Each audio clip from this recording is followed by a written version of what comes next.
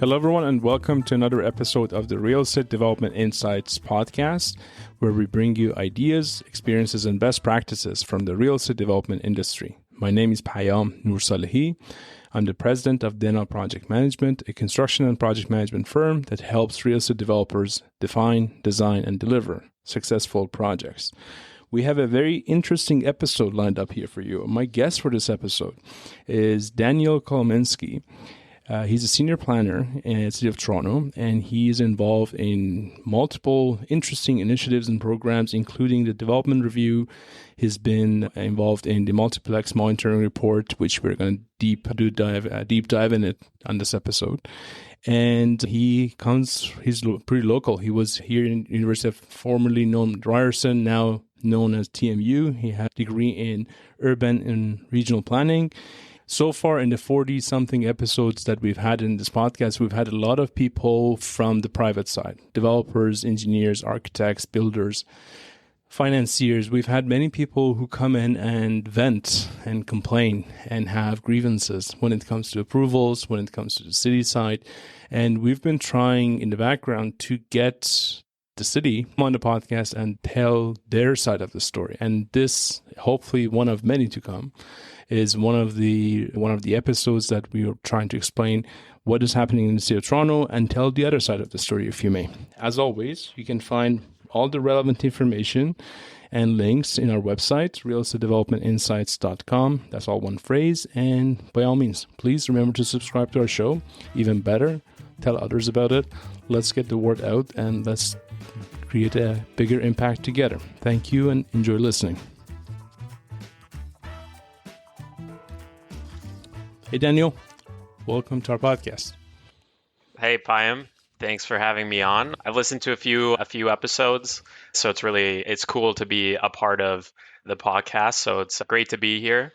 And hopefully I could dispel some of those things you were talking about, people venting about people at the city. I know that it could be a tough process at times, but I'm happy to be here. And we're always looking to try and work collaboratively and hear from people in the private sector. And then, I'm looking forward to the discussion today. Happy to have you on. So Daniel, why don't we start by you giving our audience a little bit of an introduction, maybe behind the scenes of who's Daniel, how did you get into city planning, and multiple roles that you're playing at a time. Give us a detailed introduction and we go from there. Yeah, for sure. I think it's a great question. I think city planning is a niche industry that a lot of people don't really know about when they're in school. I know going back all the way to when I was in high school, I had no idea what city planning was. And I didn't know that there would actually be a full-on university degree and program to get education in that field. And I think for myself, I stumbled my way into it. I originally went to the University of Guelph for 4 years, and I got an undergraduate Bachelor of Commerce degree from the University of Guelph.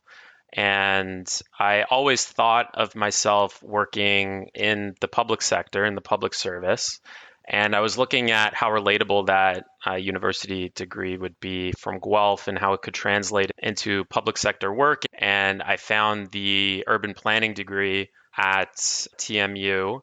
And I thought that when I looked at the city planning program, a lot of the things that were being taught and learned there resonated with me. I remember when I went to the first sort of learning initiation meeting to get a sense of what the program was, I asked a question about what does a city planner do and what kind of role would they have? And the answer I got resonated with me because I was really looking for something where I feel like I can make a tangible difference and see a lot of the work that I'm doing play out in reality. And after doing that undergraduate degree, I was successful in eventually getting into the city planning department at the city of Toronto. And I truly do feel like it is a job where you do make a difference and you can see a lot of the work that you do each and every day play out in real life. So it's been a great 5 years. I've been at the city of Toronto within the city planning department, now development review. I worked on a variety of different projects, which I'm sure we'll talk about. But really, that educational background led me into getting into city planning. Thank you for that. So you said something about what you do makes a difference, and I want to dive into that a little bit before we go full force into the monitoring report and the multiplexes. I had the privilege of sitting in on a meeting not too long ago with your whole team and Jason Thorne and a whole bunch of your colleagues and the former chief planner, Greg Linton, which was a very educative process for me. I learned a lot in that meeting. And what you do does make a difference. What the planning in the city of Toronto or any major municipality does makes a difference, huge difference. It's part of a bigger puzzle. That has been one of the conversations that we've had in the past few months, that planning has a huge role, plays a huge role. And as we're going to dig into it with the numbers that you have in your report, we're going to kind of clarify that even further. But it's also not the entire puzzle. It's a very important part of the puzzle.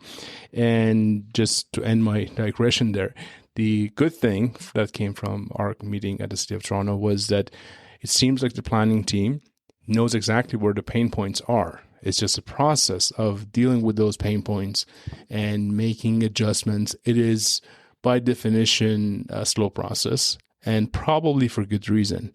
I don't know if you want to comment on that before I move on to the multiplex discussion. Yeah, so I think it's great that you've been able to have those meetings and discuss with different levels of leadership in city planning and development review. We've got some really good leaders there. Jason Thorne is really picking up on a lot of key initiatives that will hopefully help add more housing to the city in a way that everyone would like to see the city grow. I think identifying sort of city planning as a puzzle is a good analogy. There's all these different streams to city planning and development review. There's the City of Toronto is a very large organization, and there's all these different departments that each have a role to play in the review of one single development application or a citywide policy or zoning change or study that's being done. And the fact that there's so many people at play can sometimes add to the length of time that a study takes, because there's a lot of key interests that each different department has. And city planners have to understand how to work amongst all the different departments and really focus in on key priorities and figure out a way to get a collaborative discussion, but still try and lead us to our end goal to eventually provide recommendations to our council members of potentially making changes on a citywide basis or individually on a development application. And we could see changes from a policy level with our official plan document that guides and informs how development is to occur across the city and how things change, or from a zoning perspective, which are more performance standards within a set of detailed requirements for how large buildings should be, how much soft landscaping should be on sites. That's a lot more detailed process. And when you make changes to those things, sometimes they do take time. There are a lot of people, again, who come into the development review process. But I do know that there have been a lot of changes within the organizational structure to try and move towards a faster review process to make things more standardized and at least more predictable for anyone who wants to submit an application to the city. And it's a big organization, but I do think there's a lot of people at the senior leadership level who are making moves to help facilitate things quicker while still getting good results. The multiplex study was a big one, so I'm sure we'll talk a lot about that. Yeah, and it's not that often, like I said, that we get someone from planning or from city side on the podcast, so I have a lot of questions and I'm barely trying to contain myself not to digress too much. But in terms of development review and speeding things up, and I know part of your role is to deal with new development review process. And I was at an event not too long ago where Mayor Chow was promising that some of these development review timings are going to be significantly reduced. Is there any good news or clarification that you can share with us about that? We'll be right back. Hey everyone, Payam here. Over the past year or so, we've seen a significant amount of interest in the multiplex investing and multiplex housing projects. There's not a week that goes by that I don't get asked questions about these multiplexes. How do we invest in them? How do we start one? What are the numbers looking like? Where is the best place to start? Who are the best people who know what they're doing? Toward that end, we started putting together a program, which you can find out more about by going to multiplexinvesting.com. The idea is that we're going to run a program, including guidance, resources, and expert support to help a limited number of participants to start their first multiplex projects in 2026. Here's the catch. We don't know how much demand we're going to get. We need a certain number of people to sign up for this program before we can move forward. But if that's something that you or someone in your network might be interested in, please go to multiplexinvesting.com, add your name to the queue, and you shall receive follow-up information. Again, that's multiplexinvesting.com. Let's go back to the show.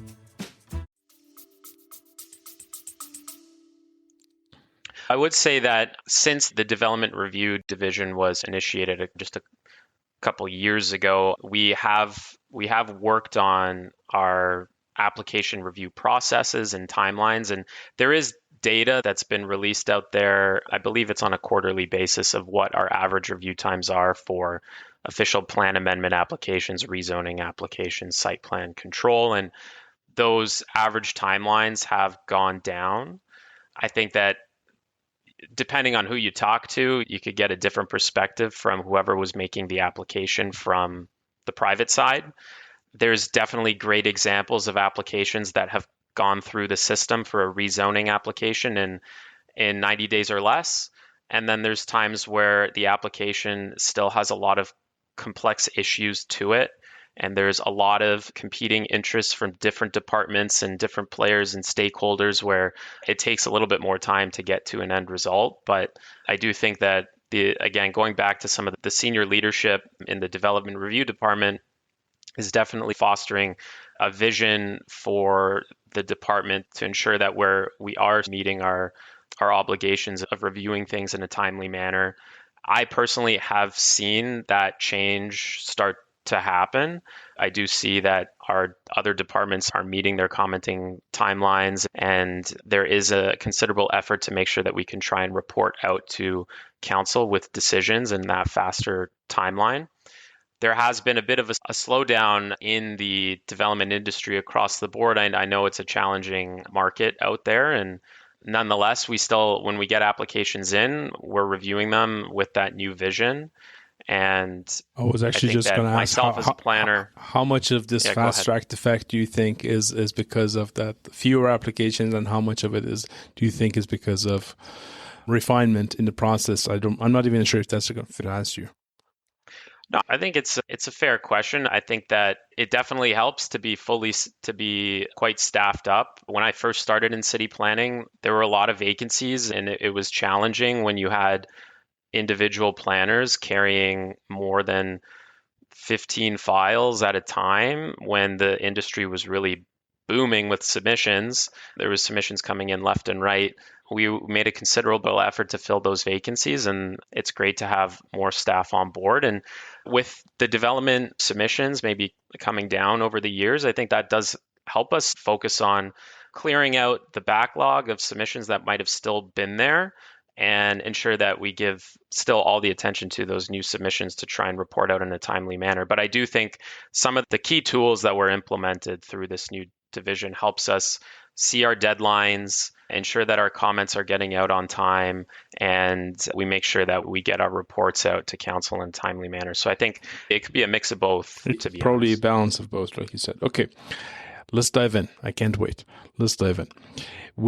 For those of our listeners who lack context in terms of what we're going to discuss, which is the multiplex discussion, I do suggest to go back, and we've had multiple episodes, different angles that great people have shared their experiences, and at different times, obviously, there were different levels of clarity about this program. I would say most recently, the episode we had with Blair Scorgi from Scorgi Planning, he did a very great job of outlining different programs that are happening in the city of Toronto. Prior to that, we had discussions with the Big Leary Group, the guys from there, Michael and Robbie, and prior to that, even we had another episode with Andrew Franchek, which I'm pretty sure he talked about the whole planning process. So by all means, feel free to go back to those episodes for more detail. In this one, I'm really interested to pick Daniel's brain on the report that they published, which revolves around the multiplex, the effect of changes that happened in regulation regarding multiplexes, and it's called the Multiplex Monitoring Report. Multiplex Monitoring Program Final Report. Why don't you tell us, first of all, our audience, where can they find a copy? Because I found it amazing, all the information you guys have into it. And then after you told us when we're going to find it and be able to download it, tell us what caused it and how did this report came about? So if anyone's interested in trying to find the report, the City of Toronto, we just have a general website that sort of has a basket of all of the different planning initiatives that are ongoing. If you just do a Google search of Multiplex Monitoring Report, it should come up as one of the first links with the actual link to the City Council agenda item when that final report was heard by City Council in June.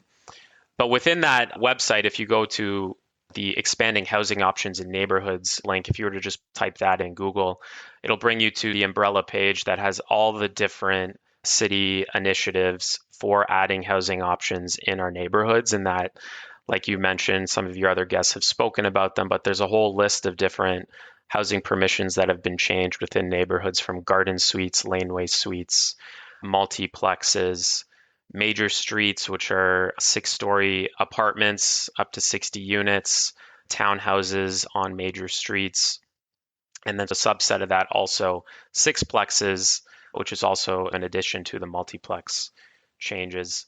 The monitoring report came about from the 2023 final report, which implemented the multiplex permissions citywide.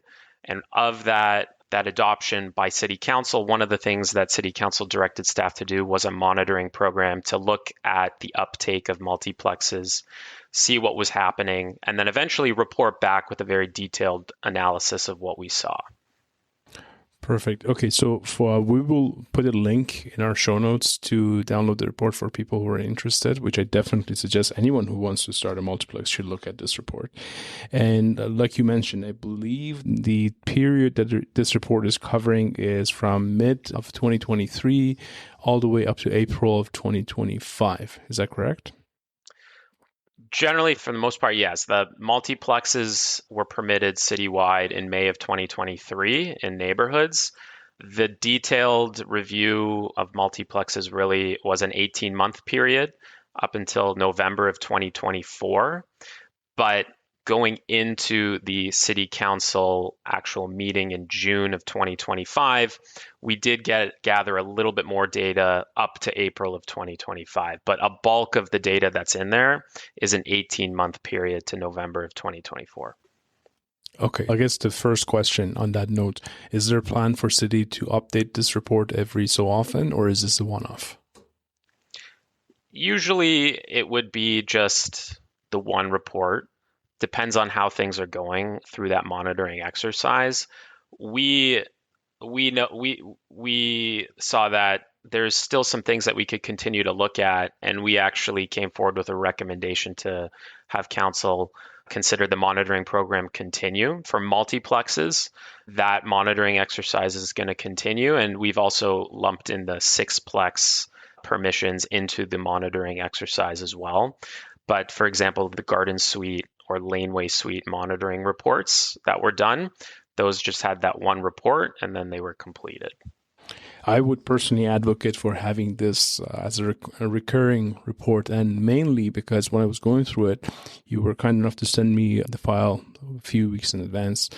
And when I was going through it, it very much reminds me of all the data that we get on much larger projects in terms of what the market mix is, what the going rates are, what the cost and construction costs could be, what are the perfect dimensions, layouts, and a whole bunch of different information, which we would commission on larger projects for research firms to come up with. And it's an expensive exercise. And I would think, and I would probably be right in thinking, that the average homeowner or small investor who wants to do a sixplex or a fourplex plus one or something like that, one, will find it very expensive to have those reports done individually. And two, frankly, it might even be just entirely off their radar and they might not even be thinking about that. So I think what you guys have done then is it's of great value to the citizen developer type, to the people who are just starting out. And I find it very beneficial, understanding that each report has its own limitations. People need to still do their own diligence before making decisions. But let's dive in. So you guys reviewed 452 applications, right? Which my understanding is that some of it had to do with minor alterations and interior work, renovation to the existing buildings, and probably around half of those the other half had to do with new buildings. Is that correct? So we did a detailed review on about 220 permits, and then a high-level review on an additional 220 permits. Those permits were issued for multiplexes within that 18-month period. So that doesn't take into consideration any permits that were submitted and had not yet been issued. You're correct that there's a difference between permits that were for interior renovations or small building additions and entirely new builds. The skew was actually 75% of those 450 permits were for interior renovations or building additions, and then only 25% were for entirely new construction. So from the first 18 months of multiplex implementation, we saw a lot more activity just towards the small building additions or interior renovations as opposed to brand new construction. Sorry, I'm just going to keep interrupting you here because, so what do you think? Why do you think that is? Was that just because people already had properties that they were somehow using it as a multiplex and they didn't really have the required permit for it? So now they were using this as an opportunity to make it legal multiplex, or was it just easy enough addition in the back that they figured now we have an opportunity to do it, let's do it? Yeah, it's a fair question. And to a certain extent, we can think for ourselves in planning why that might be. But we did have consultations throughout the monitoring program where we spoke to people in the community who might be doing some of these projects, but also some industry representatives as well, who are either planners or architects. And I think something that we heard from our consultation was that a lot of the benefit of doing a renovation permit as opposed to a brand new build is that from a zoning perspective, if you're maintaining some of the main walls of the building and the foundation, if that existing building is sitting on a particular spot on a lot that would not be considered to be meeting the zoning bylaw, if you're maintaining that foundation or wall, then you're actually permitted to then have the building continue to sit there. If you're just doing a renovation and you're maintaining more than 50% of the main wall. So sometimes if you'd like to have a smaller sort of side yard setback, if you're maintaining that aspect of the side main wall, then you don't have to go to the committee of adjustment to get a variance for that smaller side yard setback. So I do think that could have been an aspect to it. You're able to work within certain permissions of the zoning bylaw, perhaps a little bit easier. But I think that the taking on the challenge of doing a full knockdown and building something entirely new for sort of a citizen developer, someone who's looking at just adding one unit or two units to the home for maybe an aging parent, a grandparent, or for children who are unable to afford renting or purchasing a property in the city, just gradually adding something to the existing home by way of an addition or an interior renovation is something that a citizen builder or homeowner might feel as though is easier for them to do than an entirely new build. So that That's could an factor into it interesting as well. point you're making, because if I want to go out on a limb and I want to simplify that for my simple brain, the way I would look at it, I would say, is if you're coming in as a builder, investor, developer, you're probably going to go take it down and build a new one. But if you already have the land, if you're living there and you are taking advantage to meet a need that is a real need, is a personal need, then you might use this new avenue to satisfy that need, like you said, for multiple reasons, and that's a great thing. In the report, so I'm just going to read some numbers here. That the multiplex units currently rent at an average of 2.93 per square foot. So that $2.93, $2.93 per square foot. And the average resale value of these multiplex buildings is approximately $562 per square foot, which it's a very interesting number, frankly, because when you put that, and you have it in the report as well, that on the same period when you were measuring, you had the average price per square foot of a resale condo might have been around $969. Now, these days, those numbers might have softened a little bit. You probably did this report. But I highly doubt that they'd soften that much. They haven't come down $400. So the gap between the resale value on a multiplex unit versus a condo unit seems to be very significant. Were you guys expecting that? I think that was I wouldn't say that we were expecting that, and we've all been asked a lot about whether or not expanding housing options in neighborhoods is specifically just an affordability tool. And I think that, and it's been said by many other staff in city planning, that really expanding housing options in neighborhoods and multiplexes is to allow for more options for people. And if that happens to be at a more affordable rate, that's amazing. I do think that the data that we saw there is great to see. And it includes a mix of new multiplex building, but then also existing multiplexes that maybe aren't as renovated and up to date and brand new. Right. And you're finding a middle between a high end and perhaps a lower end sort of product. But it's good to see that those options in neighborhoods are being rented out on a price per square footage basis that happens to be a bit more affordable than the condominium market, where perhaps the users of that unit who want to be closer to a neighborhood, closer to a school, closer to a park, could actually find something at a rate that's more affordable. So can you confirm if these, as a general rule, is it fair to assume that these multiplex units that you guys reviewed were all exempt from DCs? Yeah, all these multiplexes should have been exempt from DCs, from development charges.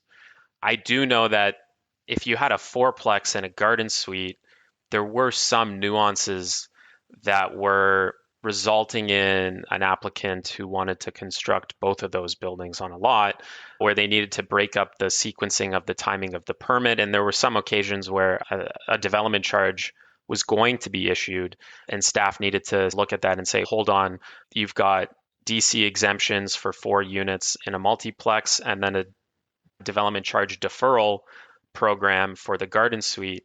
But yes, for all intents and purposes, all of these multiplexes were exempt from DCs. And not to oversimplify things, when I look at it and I'm like, at the first glance, when I first saw it, I'm like, there's $400 almost cost difference in the sale price. Obviously, a section of that has to do with having a more premium product, potentially if you're buying a condo unit and you have a higher performing building, you have amenities, you have concierge potentially, and a whole bunch of other things, versus something but you don't need to have all of those in a multiplex. That being said, part of me still wonders how much of that $400 or $300 and change dollar gap comes from the DCs.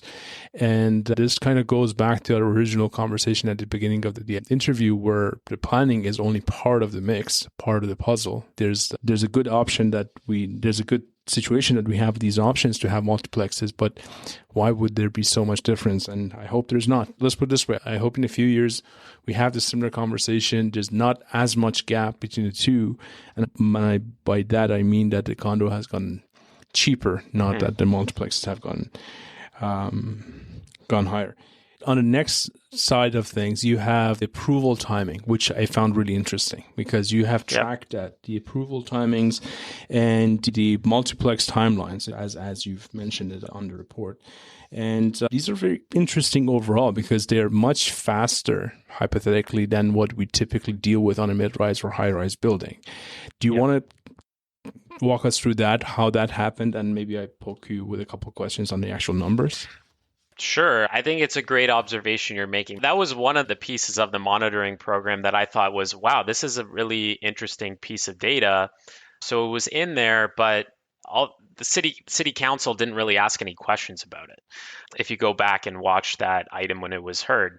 But we did notice within that full 450 building permits that we looked at, we happened to have when did the permit get submitted to the city at intake? And when did it eventually get issued? And for the first 200 permits or so, we saw a specific timeline. I don't have it right in front of me, so I think it might have been 210 days. I can tell you I have it right in front of me right now. On the first, the ones that you guys did detailed review of 222 applications, on average, it was 105 days for permit review and 221 days for between the issuance and the closing of the construction. So that's all in all 325 days or 3 days.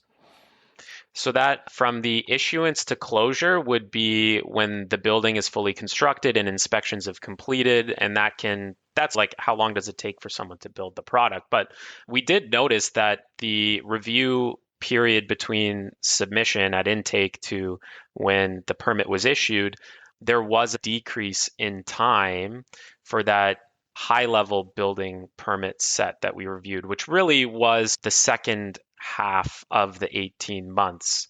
I think what can go into that is city staff become more familiar with the zoning bylaw. We did have this organizational change in structure that worked on at a building permit at a Toronto Buildings perspective, having focused people looking at small residential buildings and then having other people looking at high-rise or mid-rise buildings and really focusing in on that particular building type. We did happen to see the review timelines go down, which is positive, and I'm sure that number's continuing to improve. But when you're in Ontario or in Toronto, like there's always provincial changes to legislation that can affect policy, zoning, perhaps later at some point building code, and then there's a retraining that goes on. And sometimes I think that's why you could potentially see higher review timelines that we saw in the first 220 permits. This is a new zoning bylaw. Staff are getting familiar with it. As they become more familiar, things tend to get faster. And to clarify what you're just saying, I have the numbers in front of me. So the first, call it batch of permits on the new regulations were about 320 days all in all from the date someone submitted the permit until the day they closed the permit. And on the second batch, it seems like it went toward the 230 mark, which is 100 days savings, which is very significant. And first of all, do you remember these are working days or calendar days? Just for context. Calendar days. Okay, calendar days. So hypothetically speaking, so this is another part that also was interesting for me, is that the construction time, it seems that it went down. Like it seems like on the second batch, also you got the people were building the buildings also faster. Like between the issuance of a permit to a closure of the permit toward the end. This is pretty fascinating from my perspective. You have fourplexes, which they closed the permit within 84 days. That's less than 3 months. So that's I think on that one though, I remember there were a couple permits that were completely just internal renovations. There was not even an addition to the building to the back, and those so that permits might be a little bit very skewed quick. then. Yeah, Gotcha. But it does, again, we saw 75% of all these permits being interior renovations and additions. And maybe from a construction perspective, those projects are faster to complete than knocking something down and building brand new. Perhaps that's a thing. For sure. But yeah, It it's good to makes see the sense. numbers It makes decreasing. sense. And I wish there was another chart on your report there that kind of showed the difference between the renovations and full constructions. And maybe it's a suggestion Mhm. for a future report. If you guys updating that report, maybe we should just distinguish between the two. But all in all, thinking that you're going to go in, you're going to get in a permit within, on average, on the second half, you have 72 days, 72 calendar days for someone to submit a permit and Yeah. get their permit. That's pretty decent, I would say. And let's move forward. You have another chart on in the report that talks about where these permits were happening. A lot of the population would happen. And just to clarify, at the point that you're looking at this, the sixplexes are still not in play, correct? Yeah, they were not in play during this monitoring program. Gotcha. So to me, it's very interesting and also telling the way these numbers are working. So the most active ward in City of Toronto was Ward 9 with about 15% of all the work. You had 68 of these permits happened in that Ward 9, which Ward 9 covers Davenport, I believe, correct? Correct, that's the one. Yep. And then second after that was Parkdale High Park with 42. And I think it was Rosedale University with the third place. What do you make of that? What was that the hot spot for all Not places? to fact check you, but I think it was York Southwest in Ward 5 that was number 3. But it could just be like it could be one or two permits. But yeah, we saw essentially about 50% of all of the 450 permits fell within 5 wards: Ward 9, 4, 5, 11, and 14. And then the remaining dispersed across the rest of the city. And we were looking into what could be possible reasons for that. I think access to transit is a big thing. Generally, from hearing people in the industry who were looking to build multiplexes, being close to transit is a good thing, especially if it's challenging to provide one parking space per unit on a lot. You'd want to ideally be located to good forms of transit. Some of those wards happen to be close to either a subway line, streetcar line, within an 800-meter radius of those higher order transit stations. And some of the wards happen to have permissions for on-street parking permits or off-street parking permits. So that's another aspect of what could be desirable for a multiplex if you're unable to provide parking on site. If you happen to be in a part of the city that allows for those on-street permits, that could also be another factor. But some of these wards, they happen to already have these sort of housing types in them already: multiplexes, walk-up apartments, townhouses, semi-detached, single-detached. And I think generally you wouldn't even notice a difference that there happens to be a few more multiplexes in these areas, as the permissions for more types of housing in these wards were already there for a long period of time. I was actually And if just going to someone is ask you, looking to make, if you were to take a guess there, like how much of this distribution would you say had to do with the fact that those areas already had that typology introduced to them either from the beginning or from, I don't know, a few decades ago, or other wards that may or may not actually have that typology of housing in them at all? Does that play a role, you think? I do think it could play some element of a role. I think if you're looking at sort of a multiplex in the sort of the suburban parts of the city, maybe further out in North York or Etobicoke, might not see as many multiplexes there. And if someone is looking to construct a multiplex brand new, from what we've heard in the industry, some people try to maybe avoid a committee of adjustment application in those parts of the city. And if you are looking at a multiplex in a different part of the city where they already exist in numbers, adding another multiplex in that area may lead to a more predictable sort of application process if you have to go to the committee of adjustment. Maybe you could read into what I'm saying a little bit. Yeah, that could factor into some of it. You could get potentially more local support, if you may. and from there. And I guess on that note, do you like, I don't know if you guys in the city of Toronto have any information that how many more parcels on how many more properties in those areas still have the potential of doing these multiplexes? Are you tracking it in that way? There is another sort of stream within city planning. I think it's called the Neighborhood Intensification Bulletin. It's another report, a ton of data, and it does do a good job at identifying all the sort of potential parcels for multiplexes, garden suites, major street type development. I wouldn't say at this point like we've saturated and there's no parcels left for multiplexes. There's obviously plenty of parcels and lots in these different wards for multiplexes or garden suites or laneway suites, but we didn't go to that level to find whether or not it crossed the threshold of there being no more potential opportunities for plexes in those wards. Right. I don't think we're at that point. Interesting. The other part of the report, you guys talk about the building structure that became a multiplex or was a multiplex. So between a fully detached building, a semi-detached building, or a townhouse structure. Interestingly enough, the townhouses are the lowest one. You had the 3% of all the projects or the permits had the townhouse layout or structure. I'm more interested about the semi-detached because it seems it had 22% of all the permits.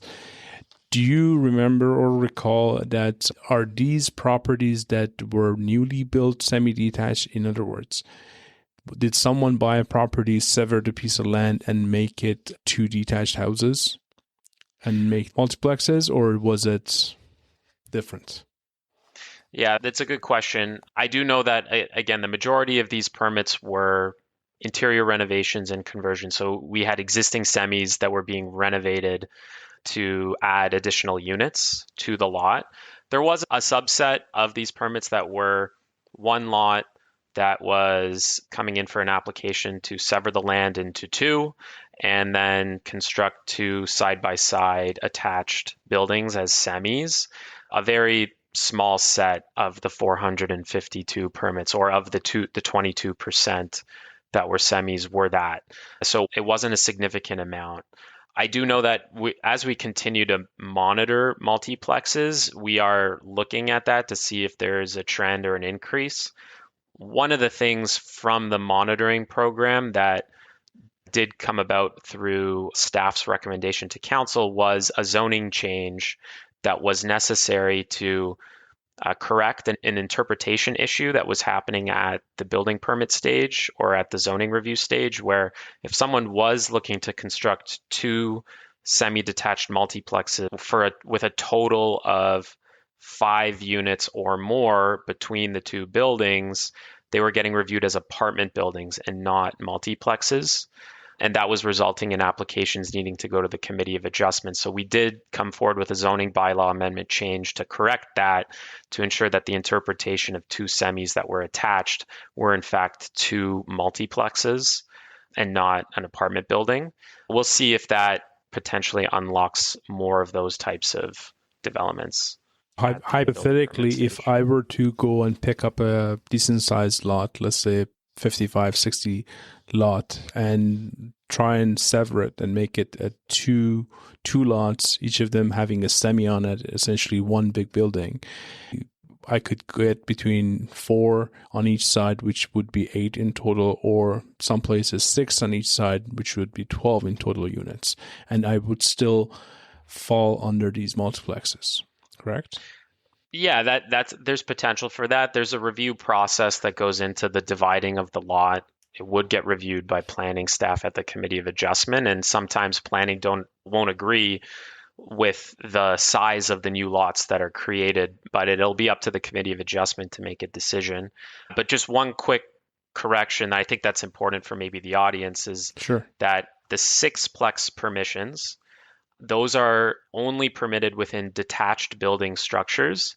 So if someone were thinking that they wanted to submit an application to build 2 semis attached, that would not be permitted.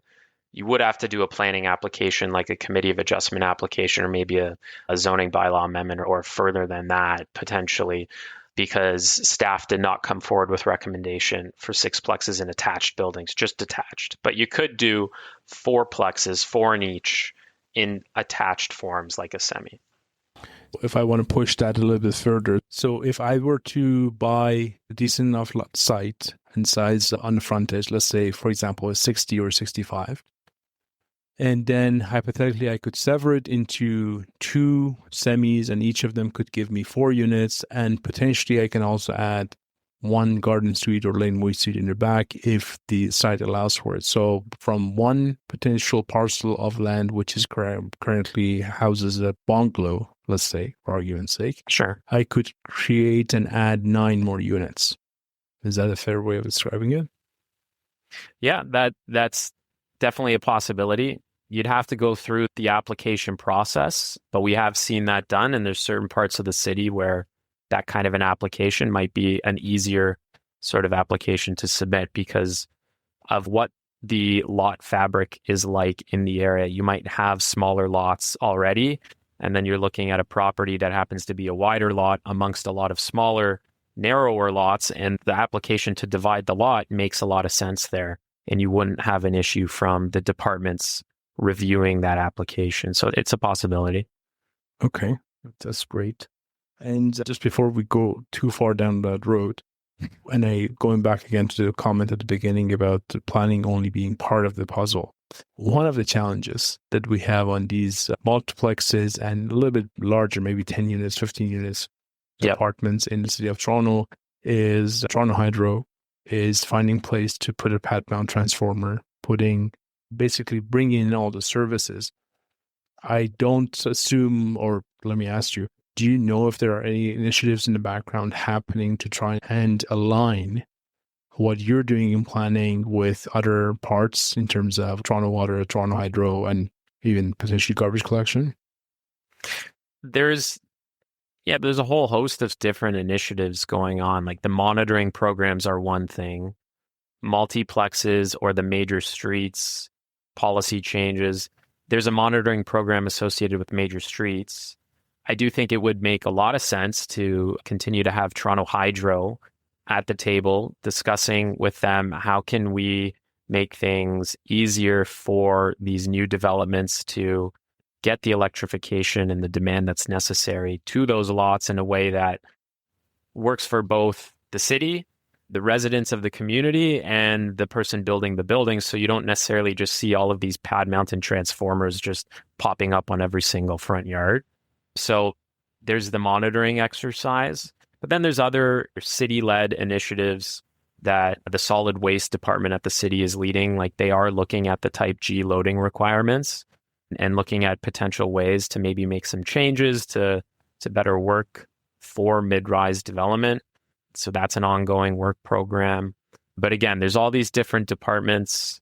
There's multiple different priorities within those departments. And it's all about trying to get everyone together to look at to find the right balance to make sure that all the needs are still being met and we're still able to service these buildings in a way that works, and we're not cutting corners on things, and our recommendations are sound. It's a complicated, there's these different initiatives that are ongoing. It's a long, complicated. Yeah, it's a long. It's one of those 2,000 puzzle piece. Ones that you try and work on over the holidays. You try and get it all done. It's a very long holiday because it's going to take a while for us to put it together. Going back to the report, you have some construction cost estimation in the report, which I understand was basically self-proclaimed. Basically, you asked the applicant as part of the permit process how much they estimate the cost is. So we'll take these numbers with a grain of salt just based on what was informed.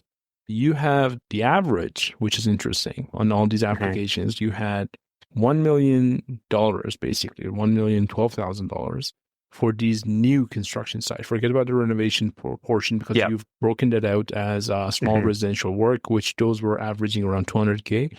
But the new buildings, the construction costs were around $1 million, and the duplexes so let's put this way, if we were to go through the range, they range from $750 to $1.4 million in cost, but they average out around $1 million. What was your feeling when you were looking at this? Does these did they really materialize in those numbers? Did you guys have any follow-ups and see if there were major deviations after the fact? Or have you heard anything about that? Yeah, it's a good question. Again, yeah, I would say you take those numbers with a grain of salt. With the building permit application, there is a category within the application process that says what is the cost of the project, of the work. And I do think a lot of the time the numbers that are in there are quite accurate, but I don't know for sure across the board on every application. So it really was just averaging out what we were seeing the applicant declaring or disclosing for their cost of construction. We didn't have a follow-up with folks in the industry to see how close those numbers were, or the actual builders of those multiplexes to see whether or not those numbers were accurate. But it could be a good follow-up as the monitoring program continues. I don't know from your perspective how close maybe you think those numbers might be. Yeah, maybe a suggestion for the permit closeout, maybe out of the box there and ask them how much deviation they had based on their original estimate. But so if I read the report, you have that per square foot, and you're estimating that the hard cost, meaning the construction cost for these projects, were ranging between $179 a square foot to $315 a square foot.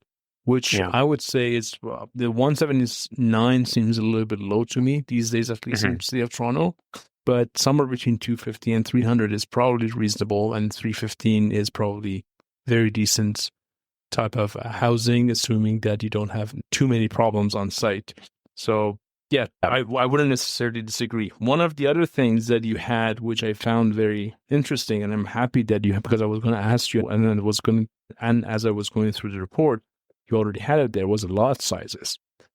Because for going back to our potentially investor developer profile of audience who are listening, the lot sizes are pretty important as part of the discussion. So it seems, and by all means, correct me if I'm wrong, I'm looking at the numbers and I've converted some of these from meters to feet, which is more common in the city of Toronto these days. But it seems like the fourplexes were basically a 37-foot wide lot. Or 11.29 meters. Yep. And let's talk about that. Do you see any special efficiency being gained in that size lot? Like 37 and change, call it half. If we were to go to 30, do you think we're going to run into many issues with layout, side setbacks and stuff? Generally, I would say the larger the lot you have, I think the easier it may be to work within the as of right or the zoning bylaw that would allow for you to maximize the envelope of the multiplex and still deliver your family-sized units and good floor plans, and again, meet the requirements of the zoning bylaw and maybe be able to provide a couple parking spaces with the application too. Yeah, as the site gets a little bit narrower, in order to provide those family-oriented, family-sized units, you might be looking at widening the building into the side yard setbacks, and that requires you to go to the committee of adjustment. So you may have to factor that in as a consideration. Another thing, though, is that the multiplex bylaw did have an increased permission to building length or building depth of a building length of up to 19 meters if you were on what would be called a deep lot, so something that's deeper than 40 meters in total length. And then the width of the lot goes into that as well, and 10 meters is the threshold to look at. And the actual zoning bylaw online, we give you the details on it. But if you have a specific lot that might be considered a deeper lot, then you could actually expand the multiplex deeper to 19 meters, and that could unlock a little bit more gross floor area as well. So that could be a consideration why we saw some more activity on larger lots. Yeah, definitely makes sense. But as a result, as is in your results, the lots that were more popular, it seems like they were around 32 on average, 32 and a half. So 9.8 meters, and then they were around 120 feet deep, 123 feet deep to be exact. Yep. And that sounds very reasonable to me, and that's what I've also heard in the industry. that's where the whole severance conversation comes in, because hypothetically you could get a 60 lot in Toronto in some places and break it up and make it a 30, which will somehow, hopefully, you make it work. You probably have to go through the committee of adjustment to make it work, but it is not impossible. You touched on a topic that was going to go next, and that has to do with unit sizes. That's the other thing that I found interesting and a good, happy surprise, frankly. And that had to do with the scale of these units. Many of the condo units that we've had the opportunity of working on over the past 10 years and we've built in buildings, especially the higher ones, are pretty small, like 500 square feet for one bedroom, 300 square feet for, or 350 square feet for a bachelor, and 700 and change for two bedroom. Whereas in these projects that you guys studied, it seems like the average was around 1,000, which is a very good size for a starter home, potentially even to have a family. What are your thoughts on that? That was one of the greatest sort of takeaways, I think, from looking at those 400 permits. We really thought as though multiplexes could be one of the tools in the housing toolkit to add more opportunities for families, potentially to find homes that have 2 or 3 bedroom units within them. And the envelope of the multiplex building really unlocks that opportunity. If you're looking at building 4 units within this envelope of the multiplex, maximizing it really can lead to these unit sizes. And we thought it was a great outcome from the initial review of multiplexes over the first 18 months. I do think that trend has continued on, and we continue to still see these multiplexes with 1,000 square feet, sometimes less, sometimes more, which is a positive outcome. And it is filling a gap from what we have seen in the high-rise market, which is a bit more of a skew towards one bedrooms or those 500 square feet units. So it's very positive to see. And I attest, I had the opportunity to walk through some of these multiplexes, especially in your area, in the Etobicoke area, and I probably walked, 3 or 4 of them over the past 3 months. And the ones that are closer to being finished, they actually look very decent. Like the units that we were visiting, 2-3 stories, obviously, like one of these buildings was larger than the typical multiplex. I think they're going to have 6 units, if I'm not wrong. And when you walk in these units on the second floor, you definitely feel the definition of ground oriented. You see the ground, you see the street, you see the trees out there, you hear the movement on the street, which I personally think is a sign of livelihood of that neighborhood. But you also get 1,100 square feet worth of space, which is very good. Like it has good lighting, good feel to it. So definitely on the right track. We touched on committee of adjustments. And as part of your report, you have outlined how many of these applications had to go to the committee of adjustment. And you've also flagged what was the biggest issues they had to go to the committee of adjustments. And it was the side yard setbacks. Can you walk us through that a little bit? Yeah, I think the committee of adjustment activity piece, one, was important. We wanted to see whether or not these multiplexes were commonly as of right or needing to go to the committee of adjustment time after time. Because at the end of the day, we were looking to try and facilitate multiplexes quicker and do it in a way that a multiplex can follow our zoning bylaw envelope and fit into the neighborhood and not have someone needing to go to the committee of adjustment. And for the first 200 applications that we saw, building permits, we only saw, I think the number was about like 10% of those multiplexes went to the committee of adjustment. Now, again, a lot of those permits are renovations and small additions, and you're more likely to meet the zoning bylaw requirements when you're doing that kind of a building type, just a renovation permit. But then the next set of multiplex building permits, and then this is where we did the additional review that goes to April of 2025. We wanted to see how much committee of adjustment activity there were for multiplexes, and we did see that there was more activity occurring at the Committee of Adjustment. Side yard setbacks, like you mentioned, being a more common one.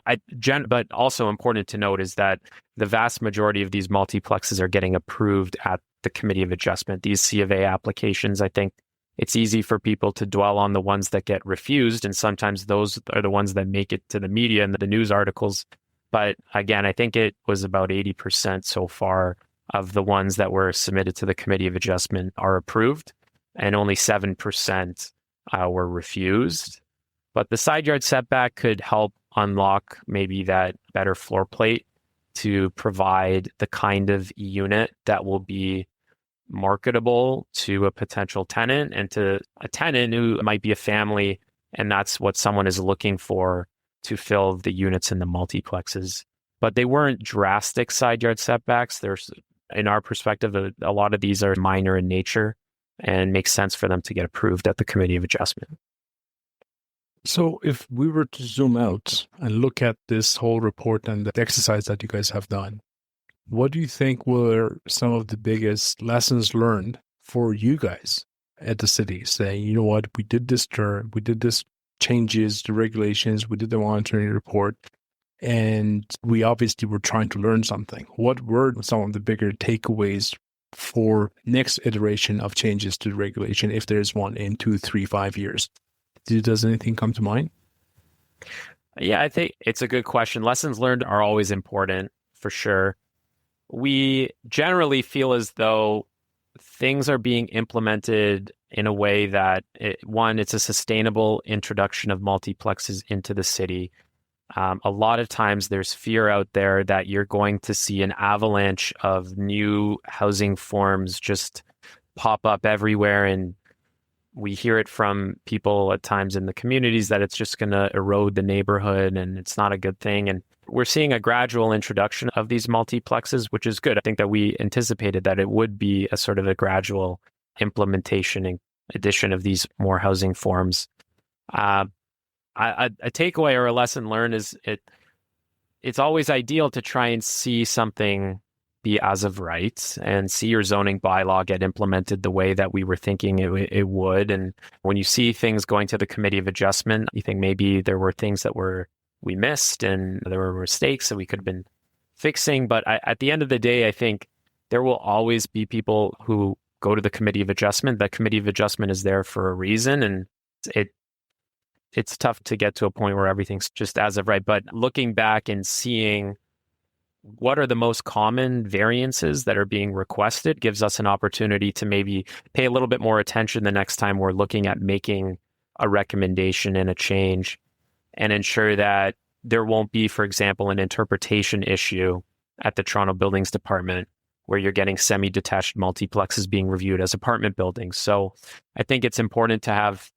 a keen eye and attention to those changes that you're making, because they will become zoning and there could be unintended issues that you didn't really expect to pop up. And I would say that in my sort of practice as a planner, and I like to try and have as many discussions as I can with community members, with people in the industry, and working that into the review of these studies is important. Getting the perspective from architects and planners from the industry, who are oftentimes the ones who are trying to construct and build these things, is important, because there could be things that we might not think about that another person would. So I do think as these monitoring programs continue, ensuring that collaboration happens with people outside of the city is important as well, because there's always different viewpoints that we might miss out on without having those conversations. But honestly, probably so many things I could think of a lot, but I'll try and keep it tight. I appreciate that. Let's talk next steps. Let's talk next phase. We had the 4plex. Now currently we have the 6plex being essentially tested in how many wards? I think it's 2 wards right now. No, it's all of Toronto and East York district. I forget the total number of wards in there, plus Ward 23 of Scarborough. So it's more than just 2. It might be around 9 or 10. I'll double check as we're So I guess the next step would be potentially for that 6plex to become as of right in all city of Toronto. In the next, do you have a timeline on that? Do you guys know what that timeline potentially looks like? I think I was asked that before, just during my regular day job. Someone was asking about that. And really, so city planning staff came forward with the recommendation of sixplexes across the city, but council said, we don't agree with that. The monitoring report of multiplexes is continuing to queue to 2027. There could be a report that comes back earlier than that. But I think really it's with council to bring something back that asks staff to bring forward a recommendation for sixplexes perhaps again. So I think it's hard to say, but I do think it's with council to make a sort of decision of what they would want to do. So I don't really have a timeline of when someone could expect it maybe expanding to Scarborough or Etobicoke. Yeah, we have a lot of, when it goes to council, we have a lot of things at play. But as a planner, and I don't know if you feel comfortable responding to this question or not, but is 6 the number? Is 6 the number, the magical number for City of Toronto eventually from a technical perspective, or is it 5 or is it 8? What is the number?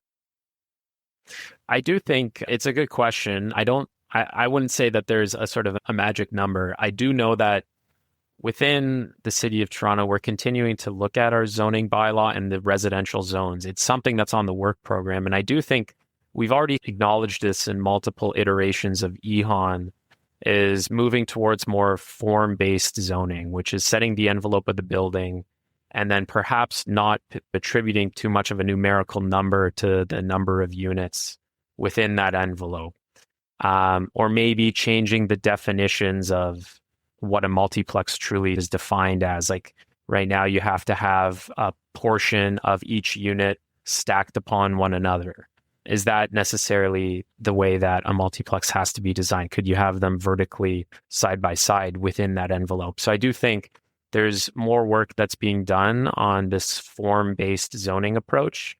But in terms of number of units, I don't know what the magical number is, but right now we know that city planning staff felt comfortable with 6 units across the city. Council had other opinions on that, but I do think there's other bigger sort of housing initiatives underway. Major Street's one of them, but then looking at our avenues as a way to unlock more mid-rise development potential on the avenue is another thing that could really bring more opportunities. That's one of the things that we've been hoping for and we've been advocating for a long time. We need those mid-rises on main avenues. Thank you, Daniel. This has been very informative. I still encourage everyone to go and check the actual report with the data. There's a ton more data that we didn't touch on here. So I definitely suggest you go there. We'll put a link to the document on our website and on the show notes. They can download. Is there anything that I should have asked you and I didn't, Daniel? Any final parting thoughts?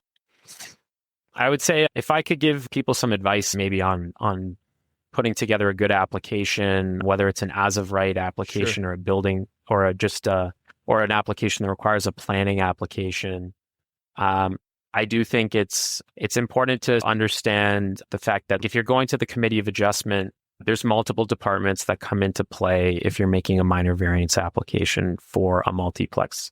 There's transportation review, there's urban forestry, there's community planning, sometimes housing policy, environmental planning. Like there's all these different pieces that then get factored into a minor variance application. And I think one of the things that is really helpful for someone putting in an application is to be proactive, reach out to those departments. I know sometimes it's tough to get a hold of someone, but they're like the staff directory is there. There's different people at the city who can help connect you to the right folks who could review the application and try and get a sort of a head start on what kind of comments you might get for a Committee of Adjustment application so that you can maybe make that application tighter and you could revise it before you actually get to the Committee of Adjustment to avoid maybe a deferral decision or a refusal report from a specific department. Being proactive, reaching out to different staff ahead of time is a really good thing to do. And something like that I think is always good for people to consider. But like outside of that, I think I'm always my information's out there. I'm always happy to take questions. I know now that it's out there to everyone in the audience, I might get a lot of phone calls or emails, but that's why I like the job. That would be a good thing. That means that what you guys are doing is in the right direction. And I know from conversations that I've had with people who are doing multiplexes that you've had a very open door to them and you've helped the process to educating people. So that's definitely good. Thank you very much, Daniel. It was a pleasure to have you here. Hopefully you guys keep pushing, making more impact, and in a year or two we have a similar conversation to see what you've been up to next. Thank you very much. Yeah, thanks again. Just one last thing before you leave, please make sure to visit our website. We have put together a whole bunch of different resources that you can download for free from our website. These include checklists, manuals, and also access to previous webinars. In case you have missed any of our previous webinars, you can go there, get the replay link, download the slides, and benefit from all these free resources that we've gathered on the website. Please make sure to visit. Thank you.